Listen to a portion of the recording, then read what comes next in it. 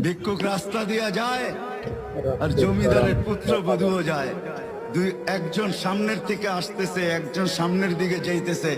দুইজনের ক্রসিং এর সময় ভিক্ষুকের গায়ের কাদা জমিদারের পুত্রবধূর গায়ে লেগে গেছে। সে দুনিয়া আন্ধার করে ফেলছে, স্বামীকে ডাইকা নিয়ে আসছে, বলছে ভিক্ষুক আমার কাপড় নষ্ট করে দিছে। সে শুধু ভিক্ষুক ছিল না, বৃদ্ধ ছিল। বৃদ্ধ ছিল না শুধু, জীর্ণ ছিল, শীর্ণ ছিল। শরীরে কাপড় ছিল না, ফাটা চিরা কাপড় ছিল। পায়ে জুতা ছিল না, পেটে ভাত ছিল না। জমিদারের পুত্র সইতে পারে নাই, যৌবনী শক্তি সয় তো সয় কি কইরা তার স্ত্রীর গায়ে ভিক্ষুকের কাদা। বস সমগ্র শক্তিকে হাতে জমা করা, একত্র করা বৃদ্ধের গালে বসায়। বৃদ্ধ কিচ্ছু বলে নাই, শুধু উপরের দিকে তাকায় দুই তিনটা শব্দ উচ্চারণ করছেন। শব্দগুলা হলো ইয়া